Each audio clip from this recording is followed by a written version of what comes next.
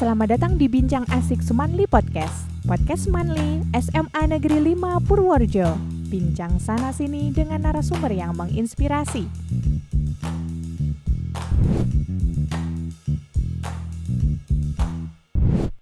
Halo Sobat Semanli, khususnya Sobat Kreativa. Kembali lagi di podcast Kreativa bersama saya, Dewi Reka Paksi, dan rekan saya. Dan sebelumnya perkenalkan dulu, nama saya Dewi Wisna Ulfa dari kelas 11 IPS 2. Kalian bisa manggil saya dengan nama Dewi. Oke, baiklah teman-teman, sekarang kita ditemani oleh narasumber yang spesial sekali, yang istimewa. Sekarang kami akan berbincang dengan Bapak Kepala Sekolah SMA Negeri 5 Purworejo, Bapak Cahyo Winarno. Oke, Bapak, bagaimana kabar hari ini, Bapak Cahyo? Alhamdulillah, Assalamualaikum warahmatullahi wabarakatuh. Waalaikumsalam warahmatullahi Baik, wabarakatuh. Mbak Cici, Mbak Dewi, Alhamdulillah, Ya, Alhamdulillah. pada siang ini baik. Gimana Mbak Dewi, Mbak Cici? Alhamdulillah, Oh, baik, ya, Bapak. Alhamdulillah saya juga baik. Ya. Ya, oke. Gimana? Oke, jadi mungkin kita ingin sedikit ya bertanya-tanya lah Ya, seputar oke. pengalaman Bapak menjadi kepala sekolah selama ini. Bukan begitu, Dewi? Ya, betul sekali. silahkan Dewi. Ya mungkin sebelumnya selamat siang Ya, Bapak. selamat siang Mbak Dewi. Saya Dewi buat menjadi host dengan Cici. Di sini saya diberi kesempatan untuk berbincang dengan Bapak. Sebelumnya terima kasih atas Waktu dan Bapak yang kesempatan. sudah diberikan Ya. kepada kami. Terima kasih sekali. Hmm. Pertama-tama mungkin saya ingin bertanya, kapan pertama kali Bapak menjadi kepala sekolah di SMA Negeri 5 Purworejo ini? Ya. Oke, baik Mbak Dewi, Mbak Cici. Saya diberi amanah sebagai kepala sekolah di SMA 5 Purworejo mulai Februari 2020. Jadi pada saat itu pas pandemi. Oh, Jadi iya, ketika saya masuk di sini 1 minggu setelahnya lalu langsung lockdown. Bapak. Oh, libur lama Iya, ya, Pak? langsung lockdown ketika itu, sehingga ke 2020 itu Februari praktis saya belum bisa all out ketika mencermati SMA 5 Purworejo, terutama anak-anak kita, terutama kakak-kakak kamu dulu, karena adanya pandemi COVID-19 itu, sehingga pemerintah mengambil kebijakan bahwa sekolah daring, sehingga setelah saya masuk ke sini ya akhirnya kami harus menyesuaikan dengan kondisi tersebut. Oh, begitu ya, Bapak ya. Ya, pastinya kan sampai Bapak menjadi kepala sekolah ini kan pasti proses perjalanannya Ya, panjang, Pak. Mungkin bisa diceritakan kembali, mungkin kita bisa flashback dari masa-masa dulu Bapak SMA sampai kuliah, sampai kemudian menjadi Iya. guru, sampai terpilih menjadi kepala sekolah. Kalau boleh tahu dulu Bapak SMA-nya di mana? Oh nih, Pak? ya. Jadi gini, riwayat saya dulu dari SMA 2 Purworejo, saat itu namanya guys, sekarang namanya SMA Negeri 6 Purworejo. Oh, Jadi saya lulus tahun 93, lalu selanjutnya saya meneruskan di IKIP Semarang. Saat itu namanya IKIP Semarang, sekarang namanya Universitas Negeri Semarang ya. Jadi saya lulus tahun 98, masuk 93, jadi selama 5 tahun. Relatif apa ya, standar saja. standar, Bapak. Namun ada pengalaman yang menarik gini Mbak. Jadi ketika saya tahun 98 itu dinyatakan lulus dari IKIP Semarang saat itu, alhamdulillah ada peluang di SMA 5 ini. Dulu namanya SMA Negeri 1 Luantung. Jadi ketika itu saya mendapat informasi bahwa di sini ada, basic saya biologi ya. Oh, dari Ada peluang, ada kekosongan guru biologi. Oh. Sehingga hanya berbekal kartu hasil studi atau kartu yudisium itu saya mencoba melamar di SMA 1 Luantung, SMA 5 Purworejo saat ini. Alhamdulillah saya diterima, sehingga sambil menunggu wisudanya kalau nggak salah saat itu bulan Agustus, tapi saya mulai bulan Juli itu sudah mengajar di sini sebagai guru tidak tetap. Nah, selanjutnya ada peluang untuk menjadi CPNS, saya mendaftar. Kalau nggak salah bulan Agustus September ada peluang, ada pendaftaran, seleksi. Akhirnya saya diterima menjadi CPNS. SK pengangkatan saya itu pertama kali di SMA Negeri 1 Pituruh, atau sekarang SMA Negeri 10 Purworejo di wilayah Pituruh. Jadi sejak tahun 99 saya sebagai guru di SMA Negeri 1 Pitur atau SMA Negeri 10 sampai tahun 2008 ya, relatif lama ya, 9 tahun di sana. 9 tahun ya. Alhamdulillah tanpa halangan, baik, lancar, dan mulai tahun 2008 itu saya mutasi ke SMA Negeri 1 Purworejo sampai ada kesempatan untuk mengikuti seleksi kepala sekolah tahun 2016. Nah, seleksi pada saat itu SMA masih di bawah kemenangan kabupaten ya. Sehingga ada seleksi, alhamdulillah lolos dan mengikuti diklat yang saat itu namanya lembaganya LPPKS, lembaga yang menyiapkan calon kepala sekolah. Namun saat itu ada pergantian pengelolaan SMA itu beralih ke provinsi, sehingga tahun 2017 itu kami mengikuti talent scouting sebagai kepala sekolah. Alhamdulillah lolos, sehingga tahun 2017 tepatnya tanggal 29 Desember 2017 saya diangkat menjadi kepala sekolah pertama kali di SMA Negeri 9 Purworejo. Oh, Ya. berarti tidak yang pertama ya, Pak? Belum ya. Oh, ya. Tapi bersyukur ketika itu kan sudah milik provinsi Iya, SMA. betul. Ya, itu penempatannya 1 Jawa Tengah, Mbak. Oh, Ya, siap Jawa Tengah, ditempatkan di iya. mana saja, Pak? Misalnya kita dari Kabupaten Purworejo Ya. bisa jadi peluangnya di kabupaten lain se-Jawa Tengah karena kita punya komitmen di komitmen untuk itu. Tapi alhamdulillah tetap saya di Purworejo, 2 tahun di SMA Negeri 9 Purworejo, 17 sampai 2020. Nah, 2020 Februari saya diberi amanah di SMA Negeri 5 Purworejo. Gitu. Berarti kan tadi Pak Jimmy bilang kalau misalnya pertama kali di SMA Negeri 5 Purworejo ini pada tahun 2020. Jadi kan masih masa pandemi saat Betul itu. ya. Kemudian bagaimana cara-cara Bapak untuk bisa tetap menjadikan SMA Negeri 5 Purworejo ini siswanya bisa tetap Produktif. berprestasi Iya. dan sesuai dengan visi misi dari SMA Negeri 5 Purworejo ini, Pak. Oke. Pada masa pandemi itu kan tentunya semuanya mengalami kesulitan, Betul sekali. baik bidang pendidikan juga. Ya. Tapi saya pernah lihat di IG juga SMA Negeri 5 Purworejo melakukan beberapa hal seperti memberikan bantuan kepada siswa-siswi. Mungkin ini Ya. bisa diceritakan Ah. Pak, bagaimana cara menghadapi Ya. masa pandemi di bidang pendidikan. Ya, oke. Kali pertama bahwa kita harus cermati bahwa visi SMA Negeri 5 Purworejo. Jadi kalau kita sederhanakan itu ada 3, yaitu membentuk siswa yang unggul, membentuk siswa yang yang berbudi pekerti, maksudnya berbudi pekerti, berakhlak mulia, dan yang ketiga adalah peduli pada lingkungan. Ya, baik itu lingkungan hidup maupun lingkungan dalam arti luas masyarakat. Nah, di sini itu menjadi tantangan tersendiri ketika tahun 2020 itu adanya pandemi itu. Sehingga kita harus berimprovisasi, kita harus berinovasi bahwa layanan pembelajaran, layanan pendidikan terhadap peserta didik itu harus tetap dilaksanakan.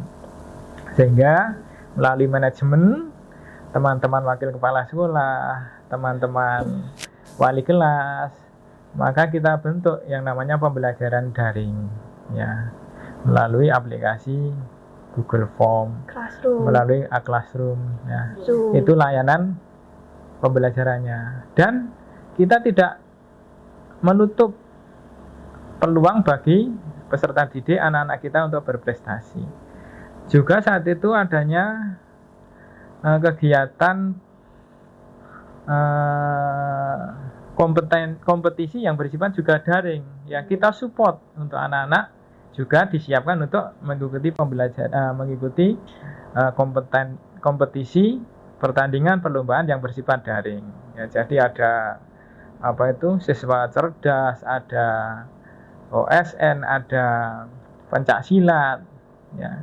Itu saat itu memang semuanya daring, sehingga kita harus bisa mengikuti irama zaman tersebut. Iya, betul Pak, Ya. betul. Suka update di IG itu sangat aktif sekali padahal di zaman pandemi ya Pak ya. Ya lumayan ketika itu prestasinya juga luar biasa, anak-anak itu pencaksilat sampai prestasi internasional, pencaksilat seni, siswa cerdas itu sampai finalis kalau nggak salah peringkat 6 pokoknya, peringkat 6 provinsi masuk nasional menjadi finalis. Dan juga beberapa prestasi yang diukir, misalnya duta genre untuk tingkat kabupaten, ya beberapa banyak yang menjadi unggulan dari sekolah kita. Mungkin tantangan tersendiri ya Pak ya. Kan era daring tidak bisa bertatap muka, tapi SMA 5 ini tetap bisa aktif dan mengukir banyak prestasi. Ya itu Bapak. tetap dukungan dari Bapak Ibu guru, Iya pastinya. karyawan, Iya. orang tua juga memberikan support, komite sekolah memberikan support. Dan yang lebih utama yaitu anak-anak kita, siswa-siswi kita itu ya berani mengambil peluang. Jadi kita tidak kalah lah kalau kita sandingkan dengan anak yang mungkin katakanlah yang di wilayah kota ya. Betul. Kita menyadari lah SMA 5 Projo ini di wilayah utara, katakanlah di kecamatan, bukan kecamatan kota ya. Iya. Tapi prestasi anak-anaknya ya bisa kompetitif dengan anak yang di sana. Baik itu bidang akademik maupun Non akademik. Tetap bisa bersaing ya Pak ya. ya. Termasuk Mbak Dewi, Mbak Cici kan saya yakin punya peluang untuk itu. Amin Pak, amin. Ya kan? Jadi tetap bisa menunjukkan jika Betul sekali. tetap Iya. daya saing dengan SMA-SMA lain. Betul sekali. Saya sering mengatakan pada anak-anak kita, pada siswa-siswi, kuncinya itu kita tidak perlu inferior. Ya. Saya yakin semua anak punya talenta, punya passion yang berbeda. Kita ambil peluang, kesempatan, saya yakin punya prestasi tersendiri. Ya, tapi saya juga berpesan pada anak kita bahwa rendah diri jangan, tapi rendah hati harus. Iya, betul Bapak. Jadi sesuai dengan visi kita, yaitu berbudi pekerti dan berakhlak mulia, itu kan harus rendah hati. Iya. Betul Gitu. sekali Bapak. Mungkin di era sekarang ini kan banyak anak muda yang bisa dibilang sering mager gitu Pak, malas gerak gitu. Terus menurut Bapak sendiri, pandangan Bapak pesan-pesannya untuk anak-anak muda nih yang masih malas, masih ngerasa kayak bentar lah, masih lama saya buat meraih masa depan, itu bagaimana Pak? Ya, gini Mbak, jadi memang tantangan saya dan anak-anak sekarang itu berbeda. Ketika dulu, ketika Pak Cahyo masih SMA, SMP itu ya pulang sekolah ya mainnya ya main secara nyata. Oh, tidak gadget Pak. Iya, sekarang tantangannya anak-anak kan main-mainnya di rumah tapi berselancar kemana-mana, main game, main. Iya, nah itu tantangannya berbeda. Sehingga adanya perkembangan teknologi digitalisasi yang luar biasa itu memang ada plus minusnya. Seperti yang saya tadi sampaikan bahwa setiap anak, setiap orang itu punya peluang masing-masing, ya. Dan itu hukum alam. Ya. Ketika anak tidak mau mengambil peluang dan tidak mampu mendorong dirinya untuk mengambil peluang itu atau untuk membuat peluang itu, akhirnya ya akan tersisihkan. Makanya dari sini kita harus mensupport untuk mendorong diri, untuk memotivasi diri bahwa perubahan zaman itu kita tidak bisa memprediksi. Iya, betul. Ya, tidak memprediksi. Kita dulu Pak Cahyo nggak tahu tahun 2020 ada pandemi, ada gawe, ada gadget yang luar biasa. Belum terprediksi ketika itu.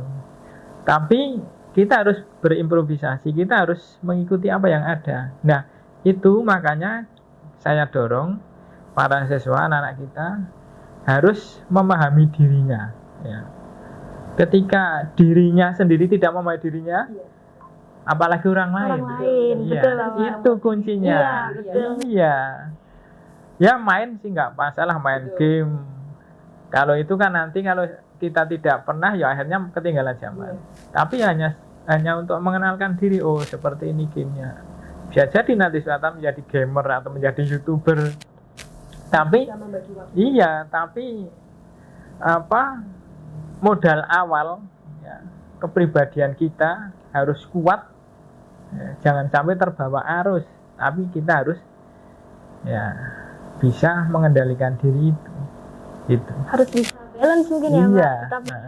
Tapi kita bisa mengatur waktu juga. Harus kenceng pokoknya. Iya. Semua sekali.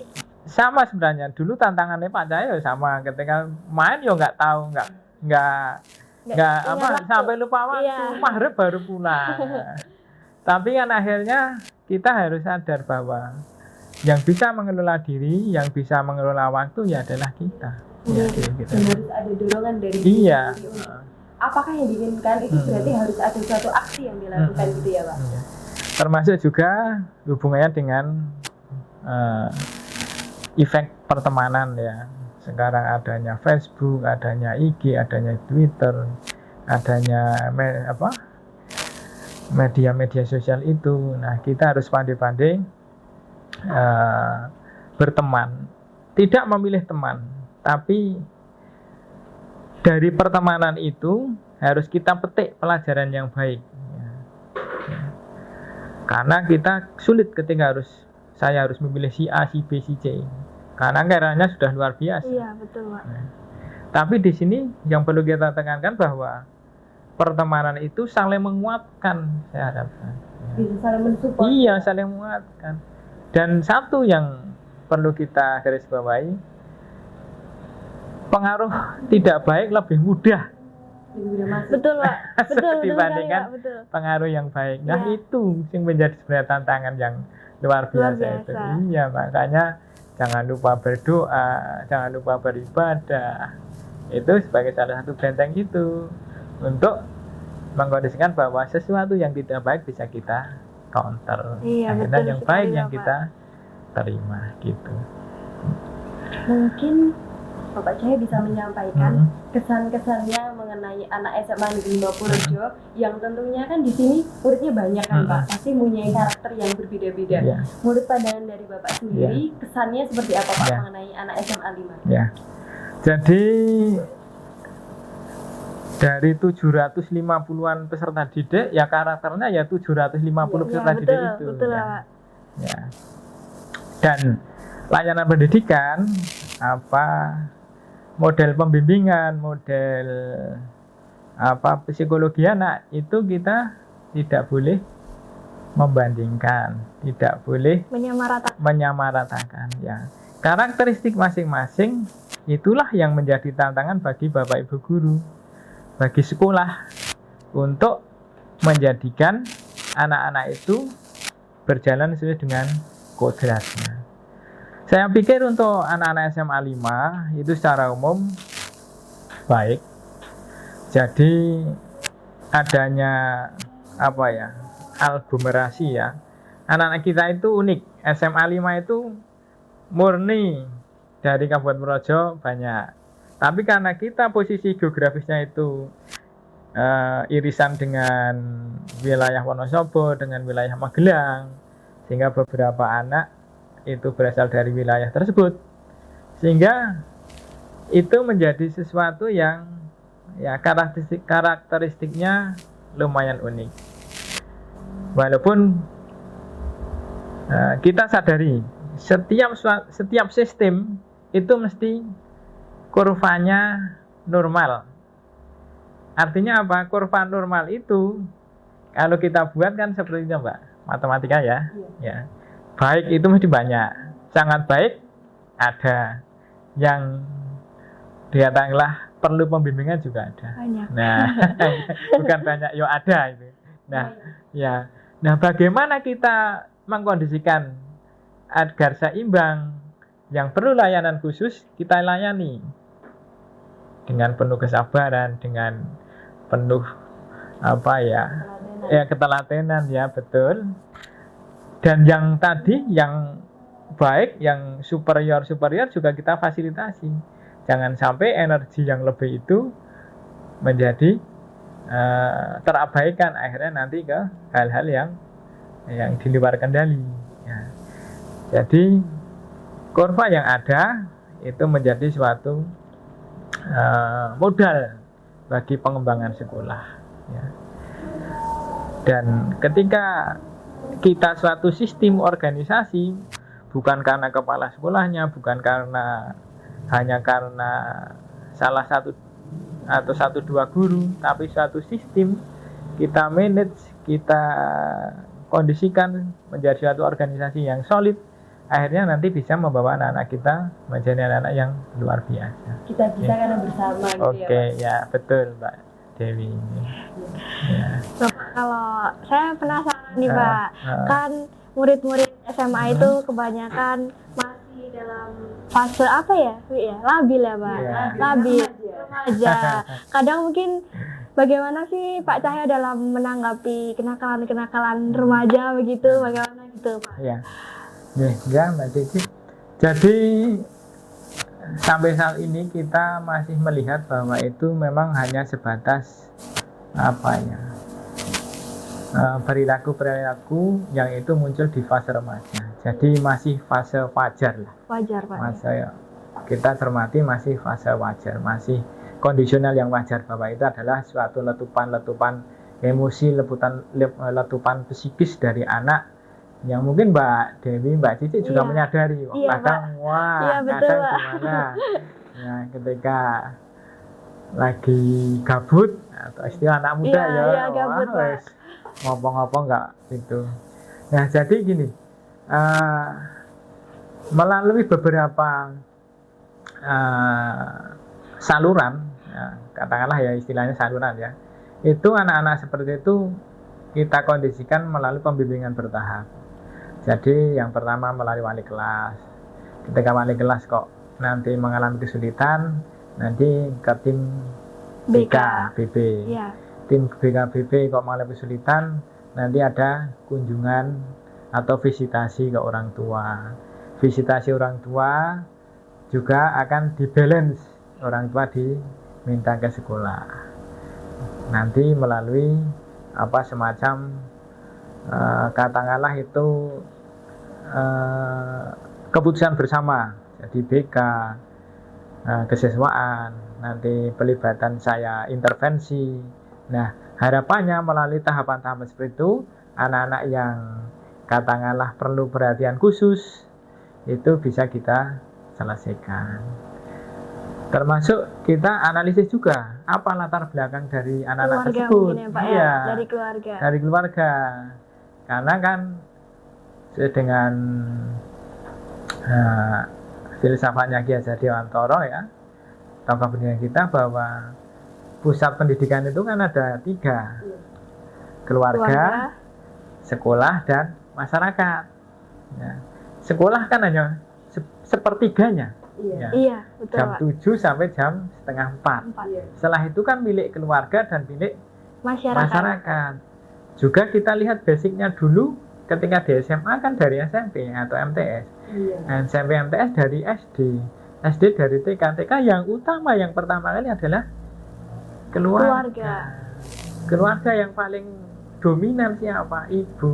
Makanya Mbak Dewi, Mbak Cici calon ibu itu harus betul-betul harus memiliki modal yang kuat ketika besok punya anak, punya keturunan. Itu yang paling utama yang akan memberikan warna terhadap anak itu adalah ibu.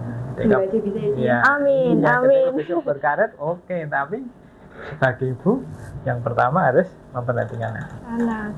Ya betul sekali Bapak. Harus belajar ya, doanya Pak Cahya. Oke. Tapi masih panjang sekali Pak. Caranya menaikkan prestasi. Ngomong-ngomong soal prestasi kan pasti di SMA Negeri 5 Purworejo ini tidak hanya di bidang akademik kan Pak, pasti juga ada di bidang non akademiknya. Dan juga di sini kan juga banyak tempat untuk bisa semakin mengembangkan Iya, dirinya betul. seperti ekstrakurikuler. Salah satunya ya ekstrakurikuler Kreativa ini. Iya. Ya. Tempat mengembangkan bakat siswa-siswi juga. Heeh. Dan Bapak Cahyo kan pasti bagaimana caranya tetap bisa menaikkan atau mengembangkan bakat dari siswa-siswinya agar bisa mungkin seimbang lah antara prestasi Akademik di akademik dan maupun non-akademik. Karena nantinya juga pasti di dunia pekerjaan juga soft skill-nya juga penting Iya, kan Pak. iya. Bagaimana cara kita bersosialisasi, kemudian bagaimana cara kita bekerja dengan tim itu kan juga perlu pelatihan Pak. Iya, iya. Oke, jadi saya sering kepada bangga kesiswaan itu semua potensi siswa SMA 5 Projo itu kita wadahi, kita beri wahana. Sebagai contoh Kreativa. Di masa pandemi ketika itu Kreativa tetap terbit Majalah. online, Iya. ya online ya. Alhamdulillah ini sudah 2 tahun, tahun kedua ya. Itu sudah terbit terus secara majalahnya ya, secara offline, secara paper. Termasuk yang lainnya bahwa walaupun alokasi dana yang ada hanya melalui bantuan operasional sekolah, BOS dan bantuan operasional provinsi BOP, namun tetap di situ ada anggaran untuk memberikan kesempatan, memberikan peluang pada saya untuk berprestasi. Ada 17 kalau nggak salah, 17 ekstrakurikuler. Wah, Ya. banyak, cukup Iya, banyak ya, iya. Pak. Baik itu akademik maupun non-akademik ya. Saya sering katakan, ketika sekolah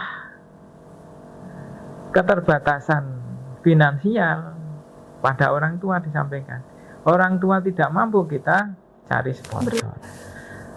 Namun sampai saat ini kelihatannya tidak ada kendala. Terakhir ketika kita mengirimkan teman kamu yang mengikuti kegiatan Raimuna Nasional ya, Bayangkari ya di Sumatera Barat itu. Iya. Itu kita tetap support ya. Kita tetap berangkatkan, nggak masalah ya. Banyak donasi yang siap untuk memberikan support finansial terhadap kondisi tersebut. Karena itu adalah prestasi.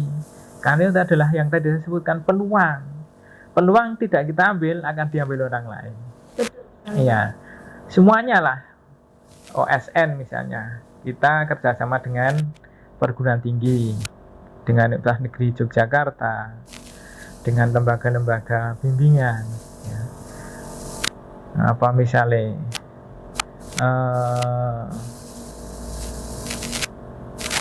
Misalnya ekstra olahraga, kita juga memanfaatkan tenaga profesional yang itu adanya dari induk organisasinya.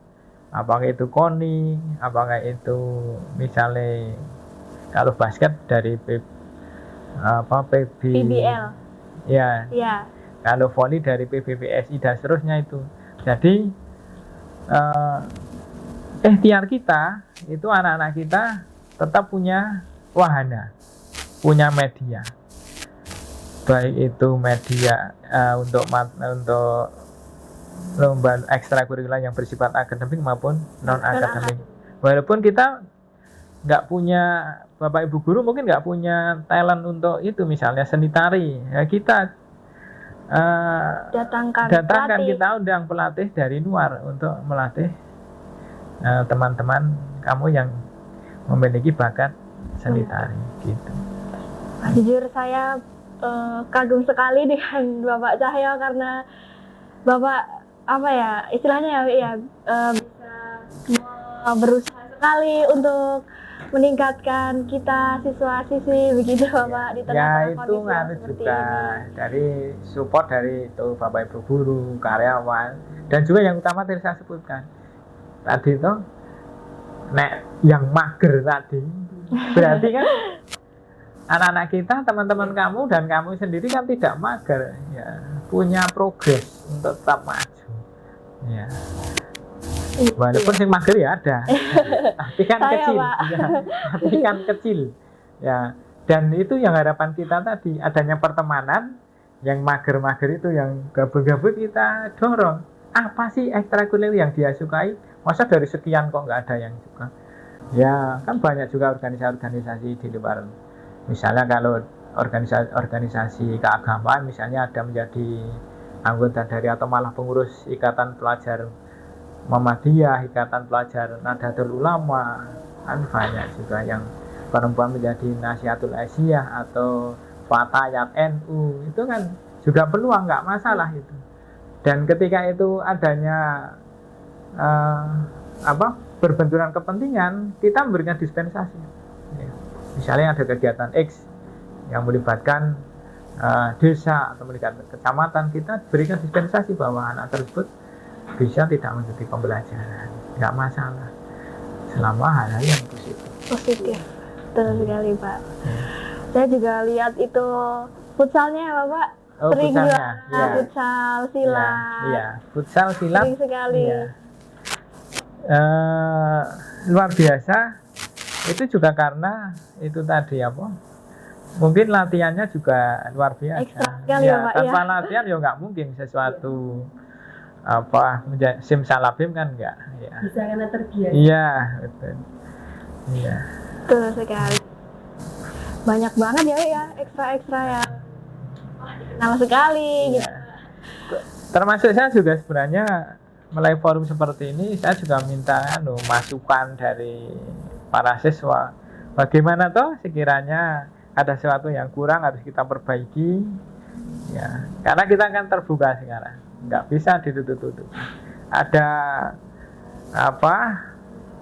masukan dari siswa melalui MPK, melalui OSIS.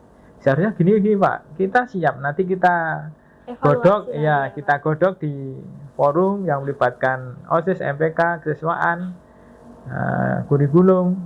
Akhirnya kan nanti menjadi sinkron. Oh, harus seperti ini. Ya. Saya terbuka terhadap saran masukan itu. Ya, termasuk mungkin dari Mbak Cici atau Mbak Dewi punya peluang di event-event apa, silahkan dimanfaatkan. Misalnya kemarin Mbak Cici ikut Bagus Roro ya, gimana? Ya, saya jujur merasa sangat didukung sekali Bapak oleh pihak sekolah, tentunya oleh guru-guru pembimbing, pastinya oleh Pak. Saya merasa terdukung sekali walaupun ya belum rezeki ya Bapak ya, mohon maaf Bapak. Enggak apa-apa. Masih kelas berapa? Kelas 11. Oh, kelas 11. Iya. Jadi sesuatu itu melalui proses. Betul Bapak. Melalui proses. Kalau kita sekali gagal sudah ya udah. Tapi yang namanya proses pengalaman itu kan katanya guru yang luar biasa. Betul. Ya, betul. Sehingga suatu saat insya Allah nanti Mbak Cici di event tertentu bisa meraih prestasi yang lebih baik. Nggak masalah. Jadi kan banyak peluang-peluang, apalagi masih kelas 11. Iya Pak. Bagus Roro, Duta Genre, apalagi di event-event yang lain. Kalau itu event-event yang menyelenggarakan lembaga tertentu, sekiranya memang peluangnya bisa dan sekolah mampu mensupport, ya nggak masalah. Termasuk Mbak Dewi mungkin juga. Iya, saya juga sangat merasakan dukungan dari sekolah karena saya ikut OSN. OSN ya? Iya, ikut OSN, terus biasa hari Selasa sama Kamis ada bimbingan dari online, itu juga saya merasa sangat terbantu dari pihak-pihak yang sangat kompeten, dari pihak-pihak yang sangat profesional, itu saya merasa sangat didukung sekali, betul. Ya itu makanya tadi sekolah tidak membedakan, misalnya Mbak Dewi di kegiatan-kegiatan akademik kan OSN, Mbak Cici di kegiatan-kegiatan non akademik kan, itu Bagus Roro, Duta Genre, apalagi sing non akademik itu. Ya, dulu ada apa itu namanya, lomba fotogenik atau nggak salah ya, itu dulu ada. Silahkan disupport apa. Wong setiap anak kan yang tadi saya sampaikan passionnya kan berbeda-beda ya, berbeda-beda nggak apa-apa. Justru ketika energi itu tidak dilepaskan, akhirnya nanti malah menjadi sesuatu yang tidak baik. Betul sekali Pak. sebenarnya sangat asik ya kita ngobrol di sini tuh sangat menyenangkan kita punya kesempatan berbincang dengan Bapak. Tapi sepertinya kesempatan kita tinggal sedikit lagi. Ini kesempatan langka Bapak. Saya bisa ngobrol sama Bapak Cahyo. Bisa mengobrol dengan Bapak. Mungkin untuk pertanyaan terakhir ya. Iya, betul sekali. Pesan-pesan untuk anak Semanli dan anak-anak di generasi muda ini. Oh iya. Ya, jadi gini. Untuk anak-anakku, siswa-siswi Semanli khususnya, bahwa setiap zaman itu memiliki tantangan, memiliki peluang yang berbeda. Jadi ambil peluang tersebut untuk memotivasi diri menjadi orang-orang yang sukses di zamannya sendiri. Ketika sekarang masih SMA, kita future-kan ke depan 5 tahun mendatang, 10 tahun mendatang, berarti anak-anakku akan menjadi bagian dari masyarakat yang akan memberikan warna pada masyarakat ini. Sehingga mulai sekaranglah anak-anakku untuk belajar menjadi siapa, belajar menjadi apa, sehingga insya Allah di kemudian hari menjadi modal menjadi orang-orang yang sukses di bidangnya masing-masing. Dan jangan lupa tetap berdoa, beribadah, doa restu orang tua, doa restu guru itu adalah yang utama. Siap Bapak, siap. Aduh, rasanya saya masih pengen ngobrol banyak dengan Pak Cahyo. Mungkin untuk Bapak Cahyo, terima kasih atas dan waktu. Ya, semoga sama-sama. Bapak Cahyo selalu sukses, lindungan dan sukses terus ke depannya. Mungkin sekian saja Bapak. Besok lain kali bisa ngobrol lagi ya Pak ya. Sama-sama Mbak Dewi, Mbak Cici, terima kasih juga. Sama-sama, ini Pak. Suatu event yang luar biasa. Tetap kita support bahwa kegiatan seperti ini menjadikan sesuatu komunikasi yang bersifat non formal tapi malah mengasihkan. Betul. Daripada kita langsung ketemu gitu kan. Iya. Akhirnya ini non formal kan lebih cair suasana. Dukungannya, terima kasih juga, mohon maaf atas kekurangannya. Mohon maaf juga kalau kami Mohon maaf juga Pak. Sama-sama. tutur kata maupun perilaku yang telah kami lakukan. Oke. Mohon dukungannya ya Pak untuk Kreativa. Sukses. Ya, amin. Terima kasih Bapak. Sama-sama. Oke, untuk Sobat Semanli, khususnya Sobat Kreativa, terima kasih atas dukungan, dan untuk sobat-sobat yang selalu setia dengan konten-konten kami, jangan lupa dukung terus Kreativa agar kedepannya terus maju. Oke, sehat selalu semua. Terima kasih.